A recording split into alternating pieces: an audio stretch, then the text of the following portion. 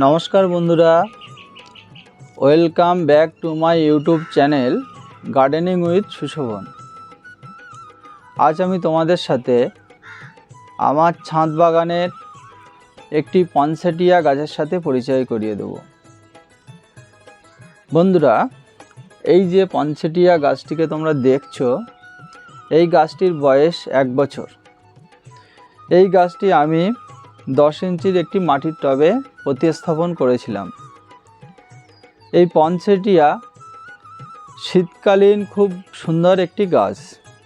সারা পৃথিবীতে কম বেশি এই গাছটির 100 প্রজাতি পাওয়া যায়। তবে সাধারণত গোলাপি, হলুদ, সাদা আর লাল এই 4টি প্রজাতি কিন্তু বেশি নার্সারিতে পাওয়া যায়। গাছটা প্রাপ্তবয়স্ক হওয়ার সাথে সাথে গাছের প্রত্যেকটি শাখার মাথায় যে পাতাগুলো থাকে, এই পাতাগুলো কিন্তু লাল হয়ে যায় এবং বেশ কিছুদিন কিন্তু এই পাতাগুলো লাল হয়ে থাকে এবং দেখতে খুব সুন্দর লাগে। বন্ধুরা, এই যে গাছটিকে দেখছো, এই গাছটি থেকে আমি কিন্তু কাটিং করে আরও 2টি চারা গাছ তৈরি করেছি।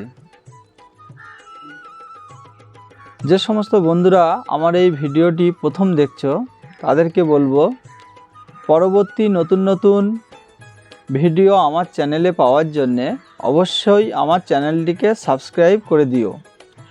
আর যে সমস্ত বন্ধুরা অলরেডি আমার চ্যানেলের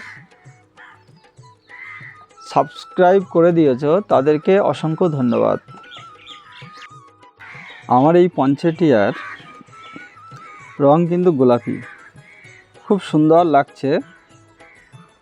প্রত্যেকটি পাতা কিন্তু সম্পূর্ণ গোলাপি রঙের হয়ে আছে, খুব সুন্দর লাগছে, অসাধারণ। মনে হচ্ছে যেন এগুলো পাতা না, ফুল ফুটে আছে। গাছের প্রত্যেকটি শাখায় কিন্তু এই গোলাপি পাতা ধরে আছে এবং গোলাপি পাতার নিচে একেবারে সবুজ পাতা।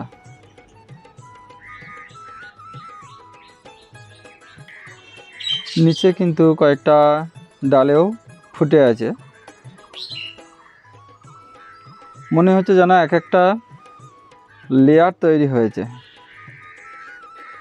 এবং এই লাল পাতার মাঝে কিন্তু ফুলও এসেছে। এগুলো কিন্তু ফুল।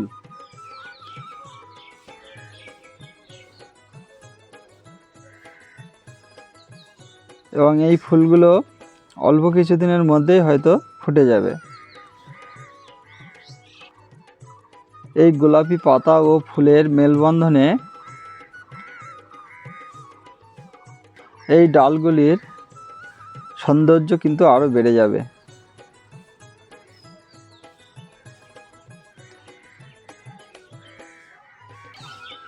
ইউরোপ ও আমেরিকার দেশগুলোতে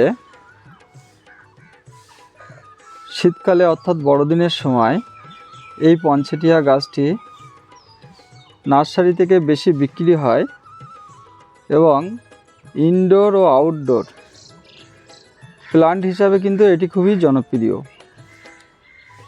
প্রত্যেক বাড়িতে কিন্তু ছাদ বাগানে এই গাছটি সৌন্দর্য বৃদ্ধি করার জন্যে খুবই ভালো এবং এই গাছটিকে ইনডোর হিসাবেও কিন্তু রাখা যায়।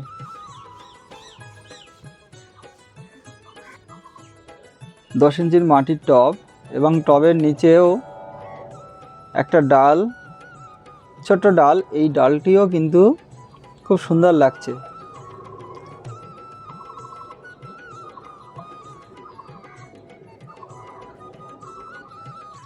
বন্ধুরা, এই 10 ইঞ্চির মাটির টবে যখন আমি এই পনসেটিয়া গাছটির চারা বসিয়েছিলাম, তখন চারাটা কিন্তু খুব ছোট ছিল, 5 থেকে 6 ইঞ্চি লম্বা ছিল এবং এই গাছটি কিন্তু ধীরে ধীরে 1 বছরের মধ্যে একটা গাছে পরিণত হয়েছে।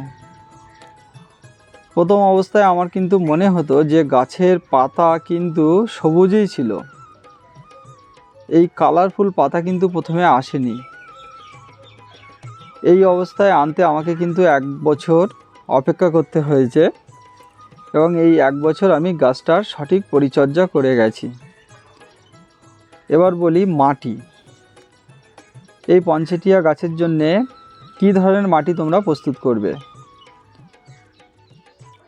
আমি এই গাছটির জন্যে 40% বাগানের সাধারণ মাটি, তার সাথে 40% কাউ ডাং অর্থাৎ 1 বছরের পুরানো গোবর সার, তার সাথে অল্প পরিমাণে নিমখোল, সর্ষে খোল, হাড়কুচি, শিংকুচি ও 1 চামচ সাব ফাঙ্গিসাইড মিশিয়ে মাটিকে তৈরি করে নিয়েছিলাম।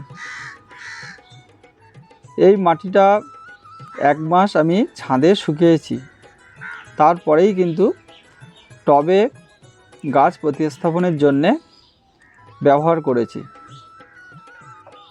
আর গাছ প্রতিস্থাপনের 1 মাস পর থেকে, অর্থাৎ গাছ লেগে যাওয়ার পরে, আমি প্রতি সপ্তাহে একবার আমার কিচেন ওয়েস্ট থেকে পরিত্যক্ত বিভিন্ন আনাজের খোসা পচানো জল, অর্থাৎ লিকুইড ফার্টিলাইজার, 10 লিটার জলে 1 লিটার মিশিয়ে গাছে প্রয়োগ করেছি। আর কীটনাশক হিসাবে মাসে একবার নিম অয়েল, আর ফাঙ্গিসাইড হিসাবে সাব ফাঙ্গিসাইড মাসে একবার প্রয়োগ করেছি। আর সার হিসাবে 6 মাস পরে মিশ্র জৈব সার, বিভিন্ন ধরনের জৈব উপাদান, নিমখোল, সর্ষে খোল, হাড়কুচি, শিংকুচি, বাড়িতে তৈরি কিচেন ওয়েস্ট দ্বারা তৈরি কম্পোস্ট সার, এগুলো দিয়ে আমি একটা মিশ্র জৈব সার তৈরি করে রাখি। এই সার প্রতি 6 মাস অন্তর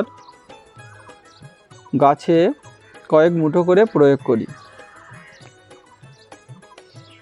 গাছের বৃদ্ধির জন্যে, গাছের স্বাভাবিক চেহারা ধরে রাখার জন্যে এই মিশ্র জৈব সার কিন্তু খুব ভালো একটি সার। এই সার তোমরা নার্সারি থেকে, সারের দোকান থেকে পেয়েও যাবে। সবথেকে ভালো বাড়িতে তৈরি করে নেওয়া। আমি কিন্তু বন্ধুরা বাইরের সার খুব একটা কিনি না। গোবর সার বা কাউ ডাংটাই বাইরে থেকে নেওয়া হয়, আর বাকিটা আমি বাড়িতে নিজেই বানিয়ে নিই। বন্ধুরা, আমার এই পনসেটিয়া গাছের ভিডিওটি তোমাদের কেমন লাগলো অবশ্যই জানিও। আমার এই ভিডিওটি ভালো লাগলে অবশ্যই লাইক, শেয়ার করো। সবাইকে অনেক শুভেচ্ছা ও অভিনন্দন জানিয়ে পনসেটিয়া গাছের ভিডিওটি এখানে শেষ করছি। সবাই ভালো থেকো, সবার দিনটি শুভ হোক।